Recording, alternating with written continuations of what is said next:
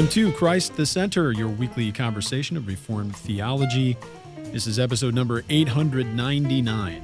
My name is Camden Busey. As usual, I'm in Libertyville, Illinois, just outside of Chicago. And I'm back in the Reformed Forum headquarters, our studio. We really have a fun episode lined up today. We're going to be talking about a book that we published recently, Order in the Offices, the second edition, Essays Defining the Roles of Church Officers. And to do that, we have some contributors and the principal editor of the volume. Let me introduce to you first, we have on video, as you may see, we have Greg Reynolds, who is a minister in the Orthodox Presbyterian Church. He served as a church planter and pastor in New York and New Hampshire. He's also the editor presently and has been for a very long time of Ordained Servant, a journal for church officers, one of our two key publications in the Orthodox Presbyterian Church. And he's a contributor to this book, Order in the Offices. Welcome back, Greg. It's so good to see you. It's been some time since we've had you on the program. I apologize. No, likewise. No, it's fun to be here. I enjoy these conversations, and you have done a wonderful job. I couldn't believe the number, 800 and something. 899. Wow. By God's grace, Yes. We've done an episode every Friday. I mean, we sometimes record ahead, of course, but we haven't missed a Friday since we started back in January 2008. I'm like the Cal Ripken of podcasts. There you go. Faithfulness. I like it. I don't know. I can't say they're all good, but we've done 899 in a row, so we're thankful for that. We also have with us, and I'm very excited to welcome, we've got him on the phone over Zoom. We have with us Mark Brown, who also is a minister in the Orthodox Presbyterian Church, a graduate of Geneva College and Westminster Theological Seminary in Philadelphia. And he planted in 1977 Westminster OPC in Hollidaysburg, Pennsylvania, where he faithfully served as pastor for 40 years until he retired in 2017. But he's also the editor of our book, the first edition and also the second edition. Welcome, Mark. It's so good to have you with us today. Well, thank you, Camden. It's really good to be with you and Greg. I'm excited to join in on this conversation. Amen. Well, we're really glad to have you. I'm looking forward to talking about these things. I plan, perhaps Alan Strange wasn't able to make it for this particular conversation this time, but we're looking to get him on the program, talk about some of his work on Hodge, and he continues to develop that work and some other forthcoming publications. So look forward to that, everyone. If you haven't received a copy of the book, this is a beautiful copy, if I may say so. The team has done a tremendous job in getting this to print. So we've got an excellent cover design. We're very thankful for the typesetting, the printing, which was done at Sheridan Books out in Michigan, is really sound, and everything about it has turned out well. And I'm so glad that the production matches the content of the book. And so if you don't have one, get a copy. And I want to announce that we have a coupon code available for everyone who's listening. We're running a 25% off sale at reformedforum.org. If you use coupon code ORDER25, that's ORDER25. The coupon's going to be good for 1 week, beginning March 21st, 2025, all the way through March 28th. But you can also purchase the book from several partner booksellers. We're happy to work with Reformation Heritage Books. You can find them online at heritagebooks.org. Also, Canon and Creed Reformed Books at ccrbooks.org. And then finally, for all of our Canadian brothers and sisters, big news for us. We're just working out a partnership and a deal with Reformed Book Services up in Canada. And you can find them at, as you guessed it, reformedbookservices.com. So very finally, it's time that we have a Canadian distribution. We're happy about that. So things are moving forward. A lot of good things going for the publications here at Reformed Forum, and I couldn't be happier not only to promote this book, Order in the Offices, but to be speaking with our editor and contributor today. Brothers, I'd want to just start off, and first off, I'm looking forward to sitting back and hearing the history and hearing some great stories about the first edition of this book. But I'll ask you first, Mark, if you just let us know a little bit about that first edition, which was, about 30 plus years ago.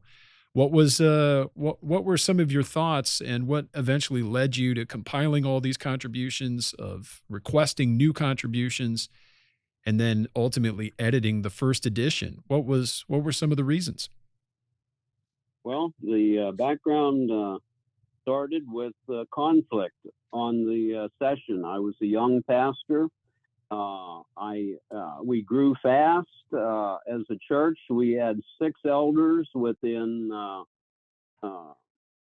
3 or 4 years of starting, and the congregation was growing. A lot of young people, a diverse mix. This was not a reformed area, and so we had people coming from all traditions, Catholic, Protestant alike, converted people. But problems developed on the session. I was naive. I came out of seminary without any clear views on office. The 2.5 sort of view was the naive working model. And I was teaching with the elders that there was a distinction between the pastor and the ruling elders. And half of the session, coming from fundamental type background, moved harder and harder in what I'd call a Plymouth Brethren direction, where they saw all elders and no ministers as the ideal or as the working model. And to summarize briefly at this point, then, I contacted Charlie Dennison, our church historian, and becoming a good friend at the time. And he encouraged me to research the subject of office and maybe put together a book with a variety of men helping me. And that's why it's an edited book rather than a single author book. That's tremendous. This is really a book of some OPC lore, because I remember coming up in seminary, which would have been several years later. I started my studies at Westminster in 2007. But by then, this book was a little bit harder to find, although it was talked about quite a bit whenever the subject came up.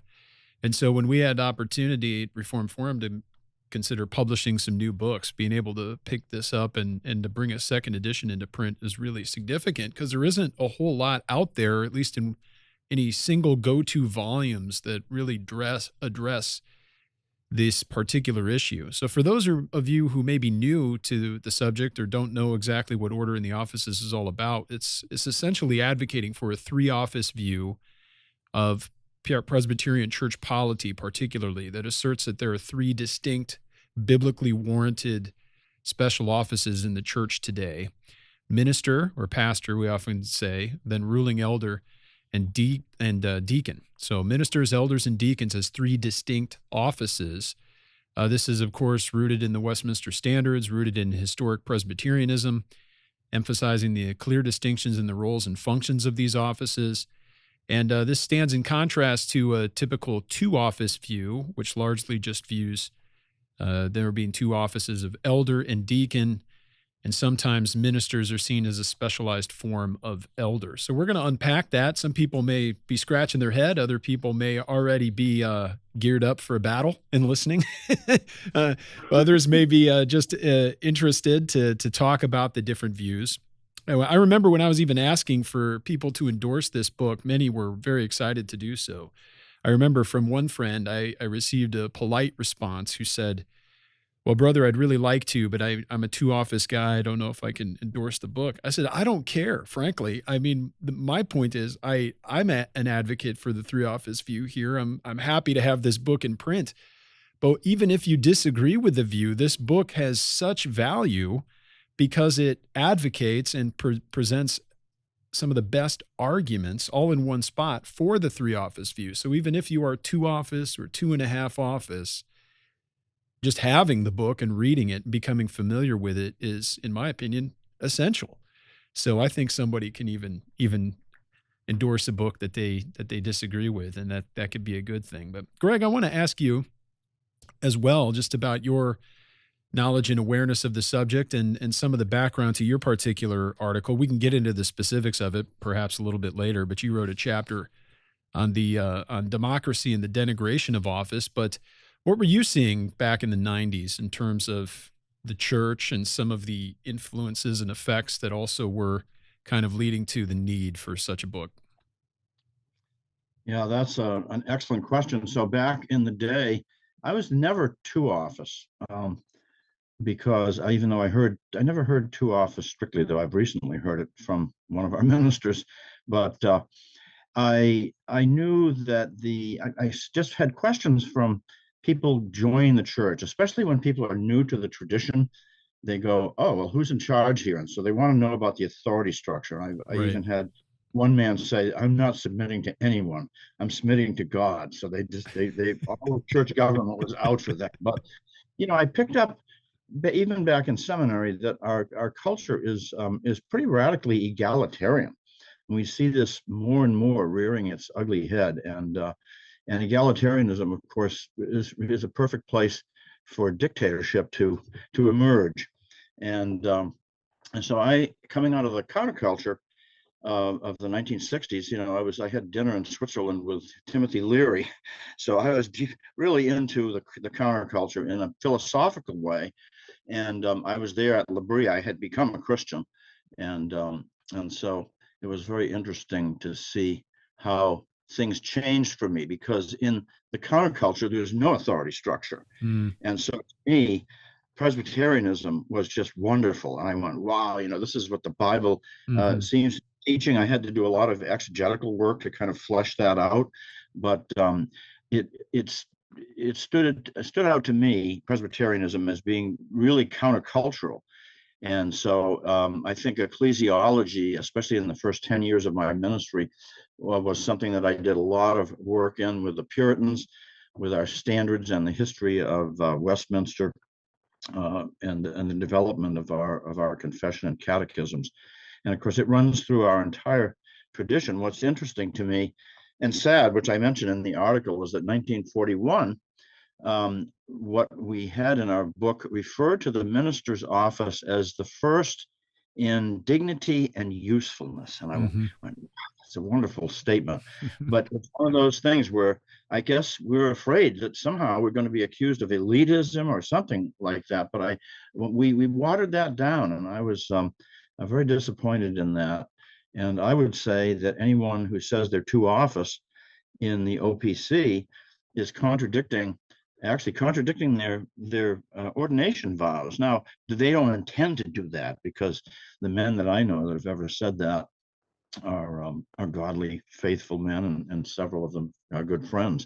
But two and a half was always what I would hear from men, because they wanted to protect the ministry of the word. And there's really three offices. If you look at the early days of Ordained Servant, you see that there's an article that's I only recently discovered, where G.I. Williamson had changed his view from two office. And he said he went and read Thornwell, whom everyone would say, yeah, well, he was two office. And he said, no, he wasn't. He was really three office. There was some difference in terminology between him and Hodge, and they were different in a number of ways in their ecclesiology.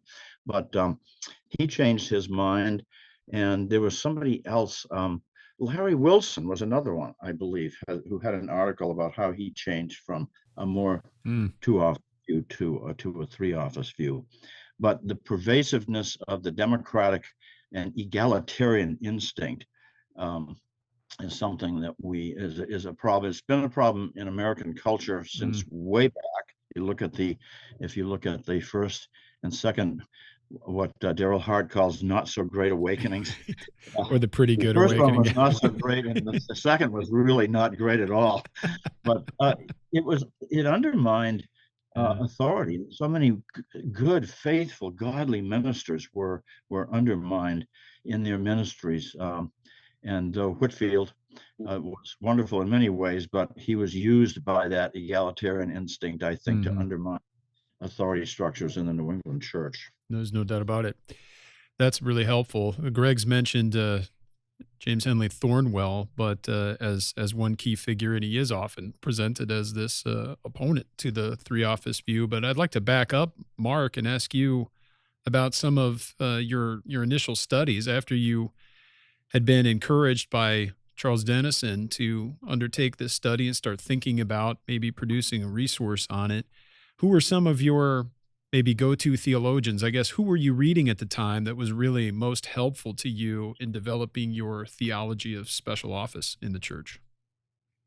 That's a good question, and maybe I can piggyback on some of Greg's first comments there to tie some things together. I was a Banner of Truth man from my college days and bought every book they published and went to the conferences, met the leaders. Was Al Martin and Walt Chantry were great models for me of preaching. Ian Murray, the great biographer of so many people, an article of his on ruling elders and the controversy related to them in the Banner magazine came across my path as these troubles were brewing in our local church. And in reading that article, I saw I was not alone, that this has been the ruling elder and minister question has been a difficulty from at least the last 2 centuries.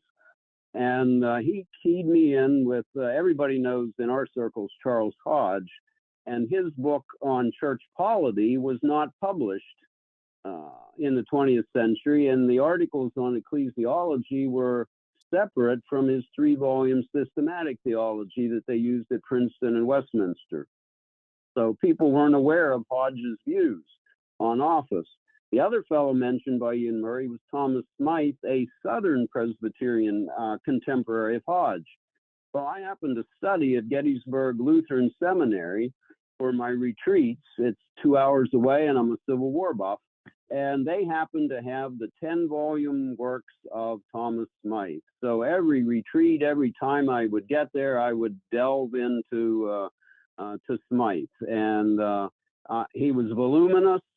He wrote without editing, and so it's a little hard to read his writings. But Thomas Smyth then and his co-worker Hodge got me back on the historic reform path. Now, one other quick thing, I would say the tie to Greg here is talking about democracy. Without getting into politics, the last year or so, there's been this big push on saving our democracy, which always bugged me because I thought we were a republic as a nation. And Smyth, one of his first books was called Ecclesiastical Republicanism, where he said the Presbyterian Church is an ecclesiastical republic with ruling elders as the lay representatives of the people. And just as a neat illustration, when we were visiting the Woodrow Wilson Boyhood Home in Stanton, Virginia, the other year, his dad was a minister, and they had his library or some books there, and I could squint and see Smyth's book, Ecclesiastical Republicanism, was one of his titles. So that was a neat That's great. I'm glad to hear that, and that has a lot of applicability, and it's not just. Of course, it's not the fact that Presbyterians are taking their cue from, the founding fathers of the United States of America. It's quite the opposite in terms of the influence. So for those who may be wondering how, the flow of that influence, it goes from Presbyterianism down to what we have today. But that might help as an illustration. And there is a great Bettner quote, Dr. Bettner of Reformed Doctrine of Predestination. That's the book we cut our teeth on here. It's a new mission. I didn't start in the shallow waters with the folks here. We dug right into predestination, but his quote on this subject was, Calvin is the real founder of the American Republic. So that makes your point, that Presbytery came first and the politics came second. Thank you. I'd like for you, Mark, and of course, Greg, pitch in as you feel and as you'd like. But Mark, I'm wondering if you, just as we continue this introductory line of discussion, if for our listeners and viewers, if you can maybe sketch out some of the basic arguments. I know that we have a very large book, an important book that details all this from soup to nuts. But at least for people who might not be familiar with the contours of the debate, I'm wondering if you might be able to at least express some of the principal reasons why you advocate for a three office view or a very clear distinction between ministers and ruling elders? Yes. Basically, to defend both offices. One of the principles of the three office view is that office is not New Testament Christianity, that it's rooted in the Old Covenant structure. So there is a continuity of offices. So elders of the people in the Old Covenant are morphed into the ruling elders of the New Covenant. The priests, teachers, rabbis of the Old Covenant morphed into the apostles and their successors, the ministers of the Word in the New Covenant. And sometimes people criticize the three office view and say, "Oh, you just look down on ruling elders." And the answer is really the opposite to that. We respect godly, wise, and respected men respected by the congregation as the ruling elders of our tradition. If you don't keep the offices separate, you have clericalism. You have one group, not two. You have one group that basically can become an oligarchy and in running the church. And it's just a shame. The tension comes when those offices are confounded. Some of the best ruling elders I've seen in the OPC, and I don't want to name names to embarrass anybody, but are the men who understand their calling. And some of the most difficult men over the years at Assembly and in our session here and in Presbytery are the men who want to be co-pastors, part-time pastors, see themselves as the pastors of the church. When they're calling, they don't have the gifts, the training, the education, the ordination for that. And that's where the strife, the arrogance, the envy, and that comes into not just our session, but when this book came out or was coming out, you would be amazed the number of pastors across the country that had great tribulation, not with their whole session, but often with just one or two men who did not respect the offices. It's important, Greg, I'm sure you can pitch in on this idea, but again, that when we're speaking of special office, we're not talking about some sort of inherent worth or value that some people are more important or better than others. We're talking about giftedness and the Lord's calling to equip and call certain people to certain tasks within the church. And everyone holds a general office of believer, every Christian. But each person is, as Peter says, received a unique measure of God's varied grace to carry out whatever the Lord has set before them to do. We've been created for good works so that we would walk in them. Even before the foundation of the earth, the Lord has had this planned. And that includes also special office and a special grace, so to speak, a special giftedness to do certain functions at certain times. Greg, have you found similar strife where people have misunderstood at least the motives of the three office view? Oh, yes. I think Mark and I would share this, although I was very, in all of my church planting, I've had wonderful sessions overseeing the work because it's difficult to begin with. And if you have to plant it, right, and you have this egalitarianism in the leadership, you have serious trouble.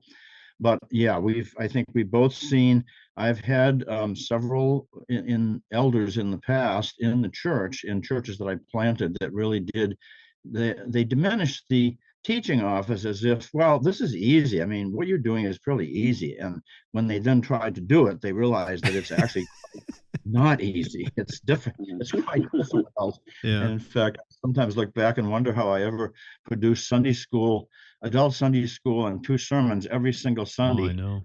Or 48 or 47, whatever it is, weeks a year. Yeah. And it's a giftedness. And as you say, it has nothing to do with, we need to have moral purity, but we're also sinners. And so in every way, in terms of our humanity, we are like everyone else, ruling elders, deacons, and every member of the church.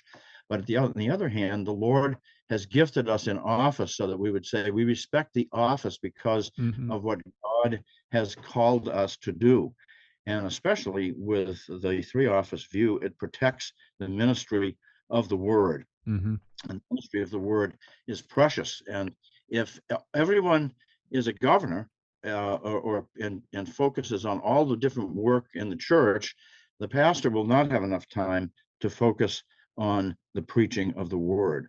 And I think in Brethrenism, you see an extreme example of this because everyone gets up, every male in the congregation has the right to get up and exhort the congregation. Hmm. And that's a mixed blessing. I sat in a few Brethren assemblies, and there was clearly in one instance in Concord, way back in the 70s, there was one man who was definitely gifted to teach, and this man spent dozens of hours every week in the Word. He was teaching. I wish he'd gone to seminary. Mm. Wonderful man. But that kind of egalitarianism really undermined the ministry of the word because some very foolish and ill-prepared things were said Hmm. in that particular assembly. So I also, in one of the things that I've said, just practically speaking, after going through 3 years of seminary, and at Westminster, it was the most intellectually demanding seminary, at least in the United States. And then going through all the examinations for licensure and then ordination, it's like, do you really think this is the same as a ruling elder? And so to be consistent, if you're to office, everyone needs to have a seminary degree and, by the way, a liberal education, Mm. or nobody needs to have that. And of Mm. course, none of my friends who say they're 2.5 office would ever agree to that. So they're actually 3. Why do Mm. they like to use that term? I believe, because I've known a number of wonderful ministers who have called it a 2.5 office view, is they're trying to be humble. Hmm. And that's, of course, an important thing for us all to work at Right. being. And so I think there's that dimension. On the other hand, some of them have actually experienced, this is both ministers but elders particularly, men who've said they're 3 office and have lorded it over their session as Yeah, if it's the terrible. word is the only way, my Hmm. way or the highway kind of mentality. Yeah, there's so much to say there. It's interesting, and I think one question that I've raised when I've had conversations on this issue, if for no other reason than just to come at it from an angle or to get people thinking. So even people who are 2 office, or even if they might cheekily say they're 2.5, one question is: let's say you have a ruling elder. In NAPARC churches, that ruling elder is typically not going to or not allowed to administer the sacraments. Probably can't give a benediction, and it's certainly not in the OPC. If such person maybe goes to seminary or wants further studies and wants to do and feels called to do those things, would you reordain them, or would you have another ordination service? And the answer to that is yes. The people, if you have a ruling elder to become a minister, they would have a service and ordain that person to that office. If it's not a different office, and I would kind of wonder why would you do another ordination? But even the That books is for the 2.5 office types, even the book seems to reveal that it really isn't function often a 3 office view. right. And what men are ordained to is not to some vague amorphous eldership, Yeah, yeah. but to an office. And the OPC Book of Order has 3 discrete offices that you're ordained to, and you're right on that. Yeah. And I appreciate Greg's point there on pastor abusers Hmm. who are dominating, domineering, and give a bad name to the 3 office view, but the 2.5 and 2 office views have that as well. But Indeed. That perhaps touches on an important matter, because some of the questions arise when there are certain New Testament passages. Now, we can talk about specific passages and specific interpretations, because there's debate and discussion about how to interpret some of these key passages as well.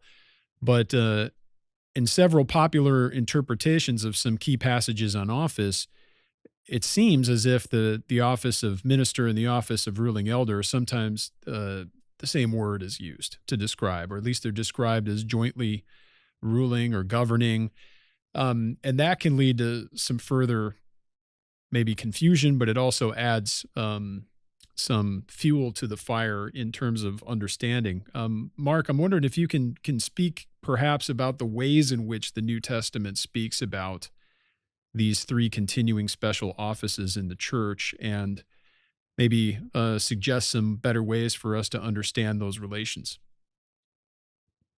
Well, I think when you come out of a 2 or 2.5 office mentality, you are reading the word presbyter or its English translation elder. And in your mind, you equate that with the ruling elder of the church. And that's just historically, and I'd say biblically, inaccurate.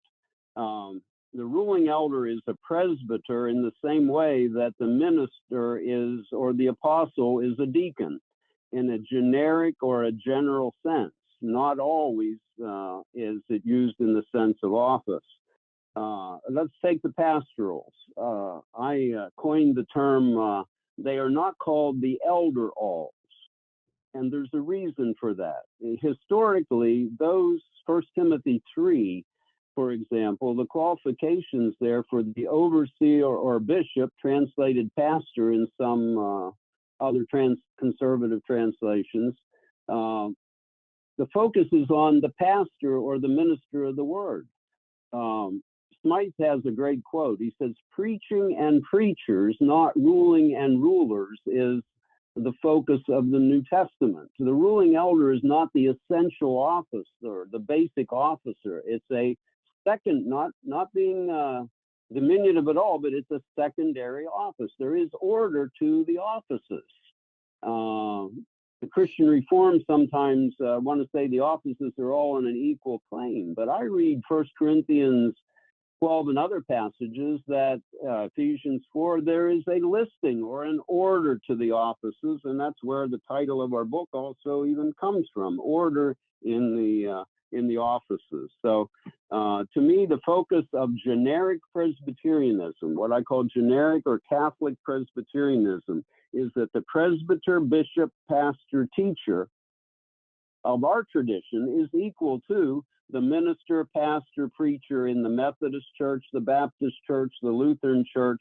There's a common understanding of that focus on the ministry of the word as the primary New Testament officer, the successor to the apostles.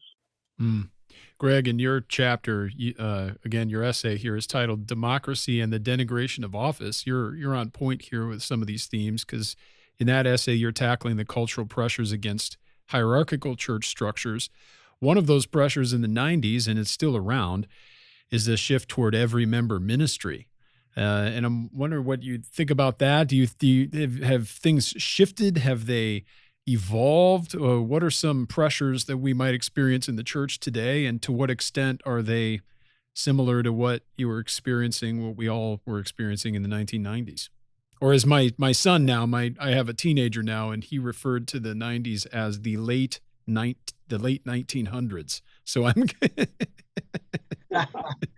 so that's right. I was born in the last century. That yes, exactly. Yeah, I would say it's simply gotten worse, and so the egalitarian instinct is it's everywhere. I had a very interesting encounter with someone who now went to be with the Lord in the last 5 years. But when he came out of a Baptist background, became Reformed in his soteriology, maintained his Baptist view of ecclesiology and baptism. And when he came to his first congregational meeting, which the Dover work was then a mission of Amoskeag Presbyterian Church. So some of the people would come over for the annual meeting, which was good. And this gentleman came up to me afterwards, and he said, I thought I had said something during the meeting that sparked his interest. And he said, I thought we were a democracy. And so it was great. Fortunately, he was very bright and very receptive to listening to the argument that no, we're not a democracy. And in fact, as Mark pointed out earlier, we're really we're a constitutional republic, both nationally we are, but biblically we are, in terms of being Presbyterian. So we're not. We have a hierarchy. There's a structure of authority that God has given to us, and the world now more than ever pushes against that. We're so.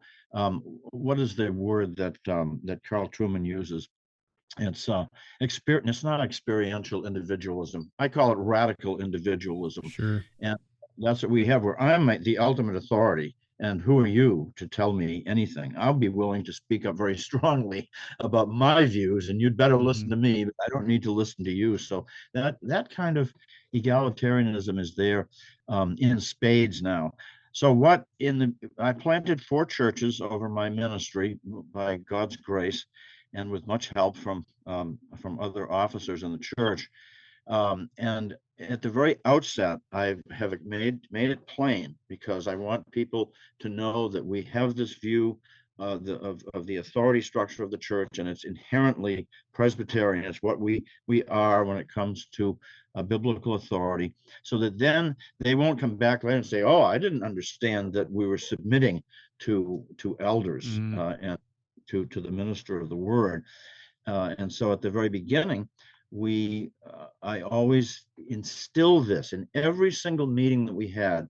There's a session, and when it was just a session gathered from the presbytery while we were mission work, this is where policy is set, times of worship and all kinds of other things. We will, for very important things, we'll get together and have you ask questions and give your points of view, because we're ministering to be a blessing to you.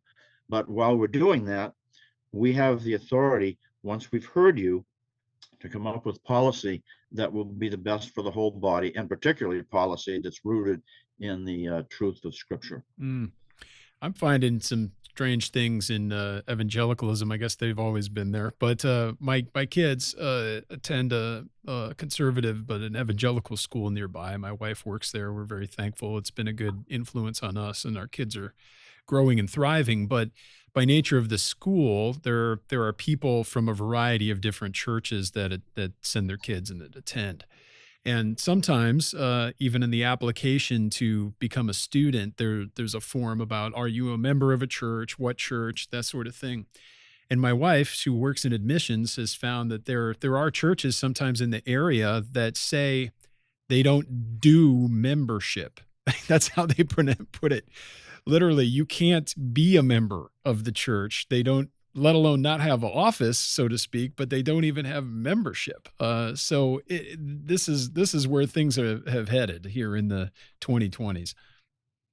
No, that's absolutely true. And I have found this. That's why I wrote an article years ago about the biblical basis for church membership. Mm-hmm. I had someone here who came out of a charismatic background, a lovely woman in every way, but she believed that it was unspiritual to require membership in the church. So I gave her the article and said, please read the article, because I think you're wrong on this topic, and you're actually imbibing the spirit of the world, not the spirit of Scripture. And but she never actually did join the church. Wow. I think we've all had that difficulty. I wrote an article also early in my ministry on 10 reasons for church membership. It was in New Horizons magazine a couple times. But this area, Central PA, I don't know if it was Jerry Falwell or who called Central Pennsylvania the northern buckle of the Bible Belt. And that was one of the key things that we had to stand in contrast against, was a fundamentalism that had a lot of Plymouth Brethren influence, that membership was not only not important, but not necessary. And it was hard to, it took a lot of praying and pleading with people to see the necessity of being part of the church. Oh, recently, Camden, this just came to mind in light of your question. I had lunch with someone who I've been following their ministry over the years, and they are Anglican Mm, in background training, went to Oxford, and so they really imbibed the English ecclesiology, yes. the Anglican Church, and they became a pastor of a congregational church, a very prominent one actually. And I asked him, I said, what's it like making this transition? And so he went to the meeting of the Four Seas, which I actually pastored a church in the Four Seas and got them to come out of the United Church of Christ, and they didn't want to become Presbyterian, so they went into the Four Seas. But Mm, apart from believing that the Bible is the Word of God and Jesus Christ is the only Savior of sinners, and that there's such a thing as the Trinity, there's a very loose group of evangelicals. And so when he went to the first meeting, I said, well, "What was that like?" And he said, "Oh, it was great. Everyone was so nice, and I got to meet all these different people." He said, "But there was no structure." He said that was very disconcerting to me. And of course, as an Anglican, you've got kind of the opposite.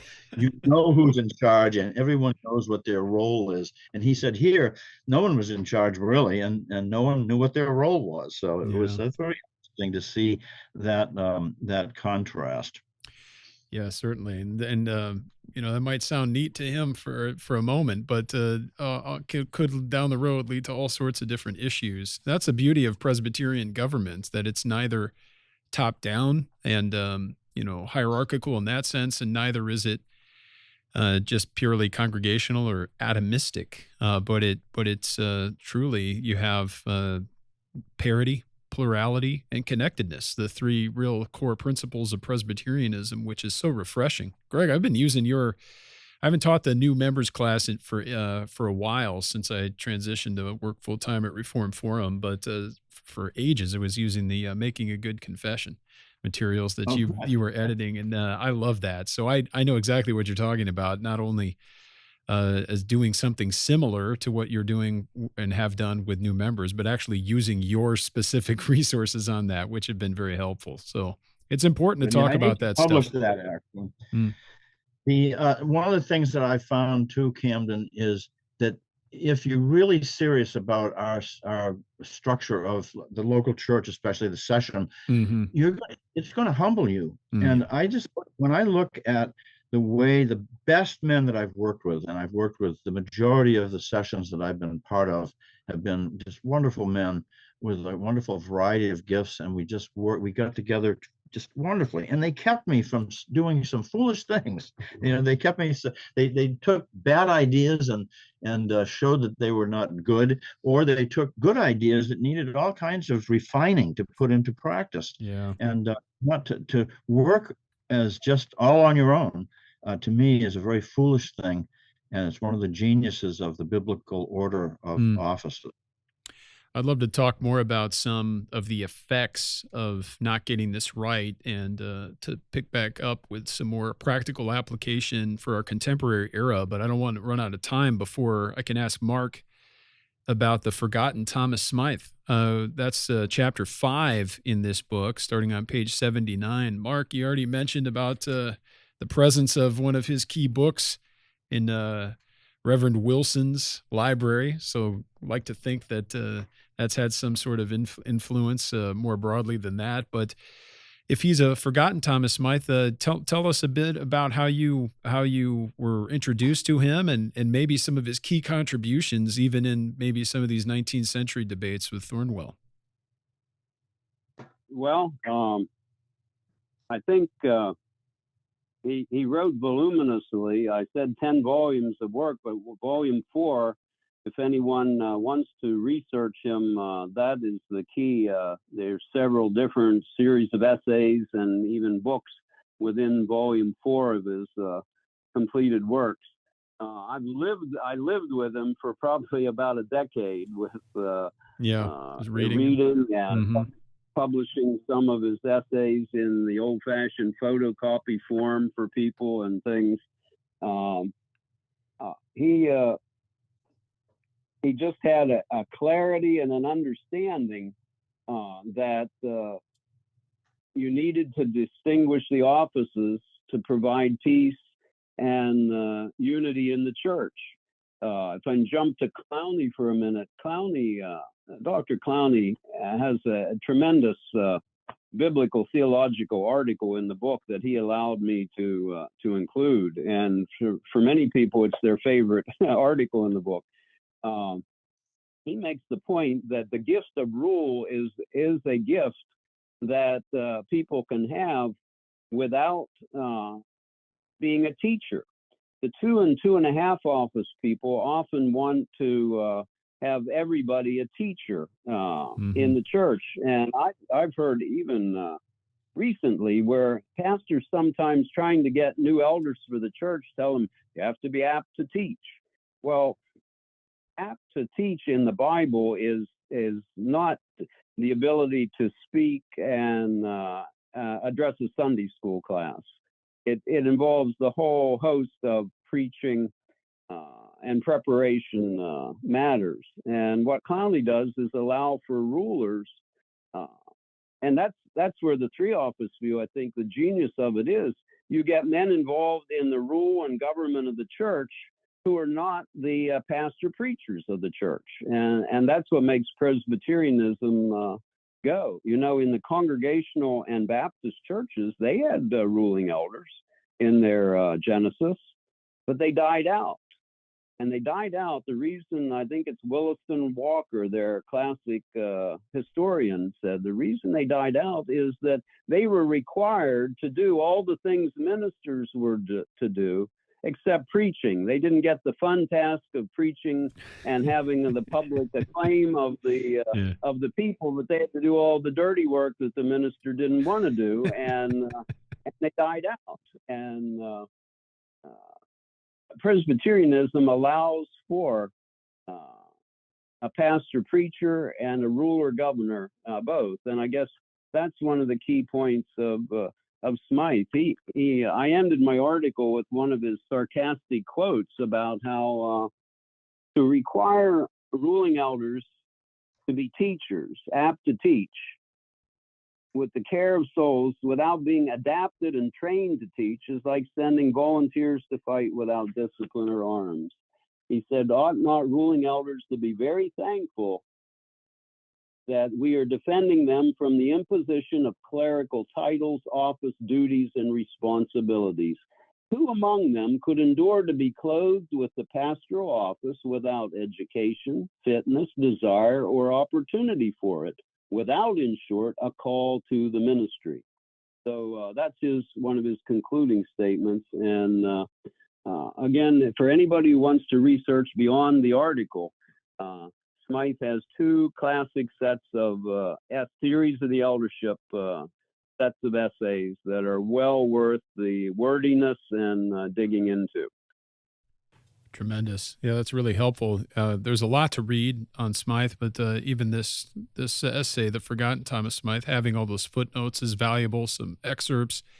There's great emphasis on how Smyth believed that the New Testament offices were rooted in and flow from the Old Testament offices. Another introductory volume on this is by one of the endorsers of this volume, by Cornelis Van Dam. We interviewed him years ago on this subject, and he's written a book called The Elder. He's also written a book called The Deacon. So if you're looking for those, they're very, very helpful. But also Smyth is really useful in presenting and connecting, well, at least explaining the theology and the form of government in the Westminster Standards. So that's helpful on that front. Really, really quite useful. To pick back up where we were also talking about the effects of this book, the influence of this book, and the value, perhaps, of this book. There are 2, well, really 1.5. Am I vacillating between a 1 article and a 2 article view now? Because there's like 1.5 new articles or new essays in this book. Alan Strange's article is a new contribution.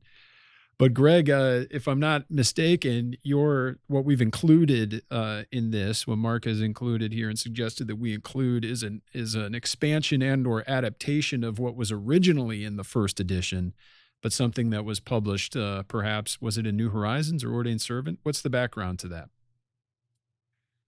Well, I had published. You mean my article? Yes. I republished it. I think twice over the 20 years that I've been editor of Servant.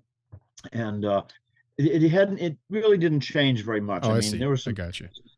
I saw some things, as an editor, I annoy people on a regular basis about things like Oxford commas and trivia. So there were a lot of that, but it's essentially is the same, I see. as I did want to bring up one thing that Please. back in 1987, Kevin Reed and Kevin actually had a little publishing company called Presbyterian Heritage Publications and published a lovely little hardcover edition of The Ruling Elder by Samuel Miller. Oh, Now, he's interesting because he was three office, and yet he used the list of attributes and gifts in 1 Timothy 3 and Titus 1 as to train both ruling elders and ministers.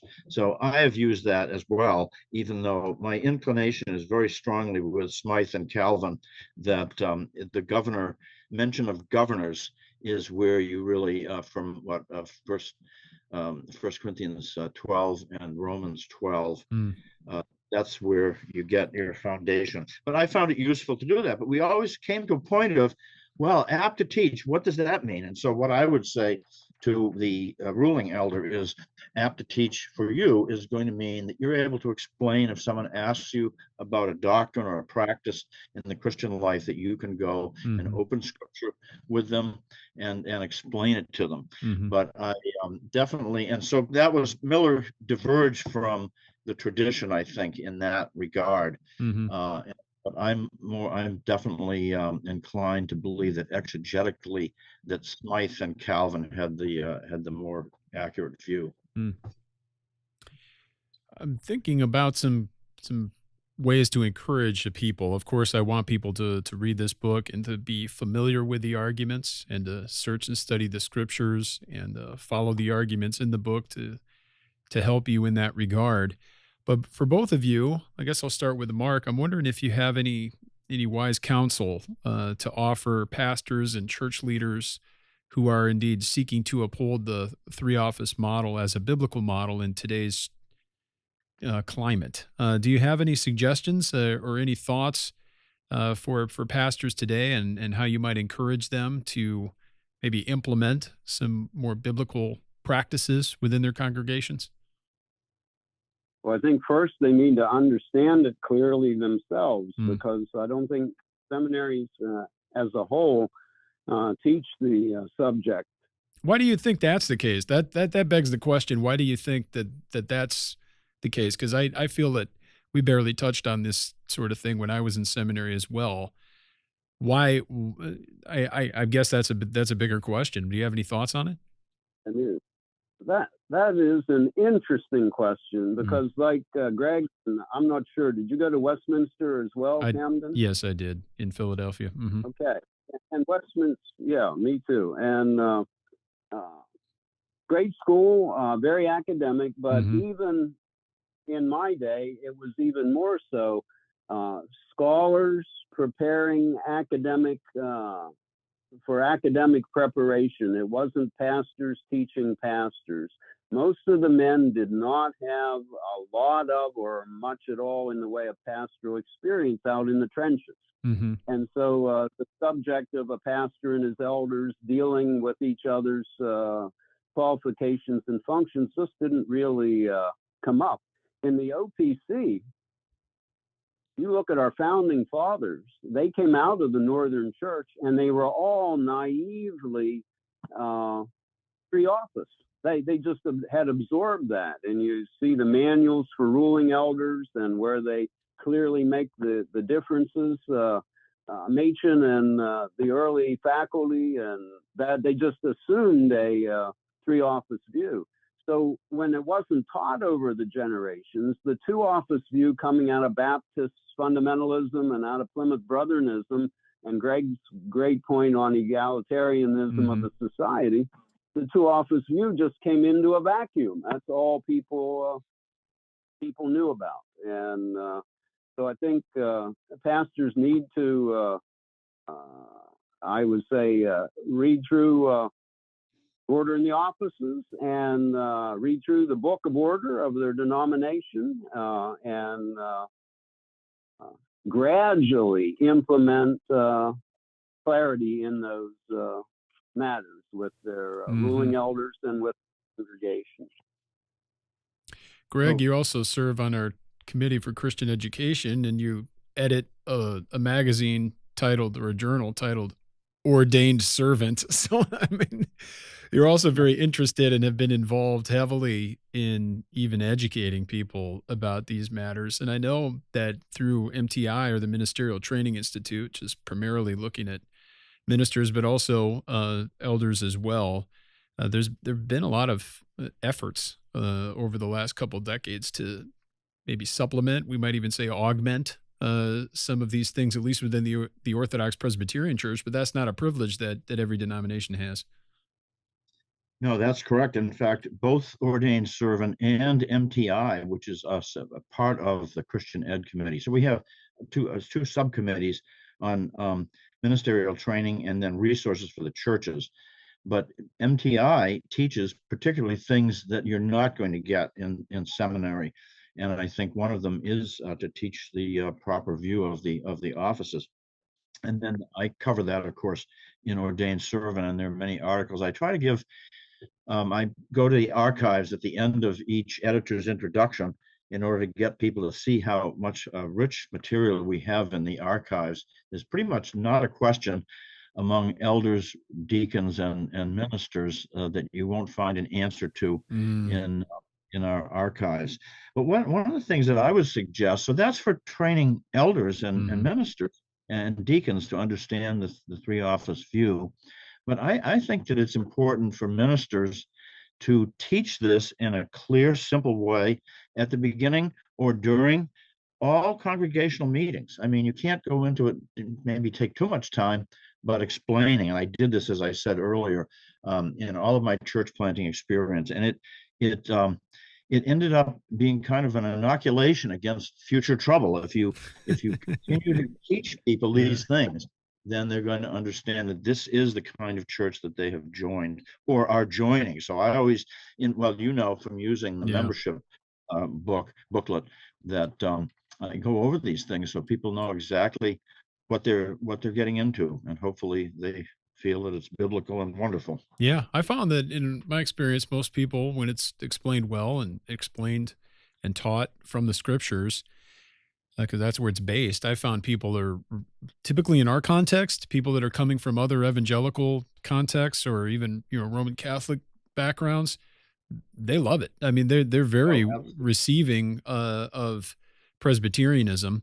Typically, the times when you find people hating Presbyterianism is when our fifth membership vow comes into effect, where it's like, you vow to submit to the government of this church, even in which case you're found delinquent, in doctrine or life. It's when we end up with situations of discipline needing to be addressed that you find people suddenly no longer Presbyterians. But that's right. Oh, you forgot that you took that vow. Exactly. Yeah, convenient amnesia. Yeah, exactly.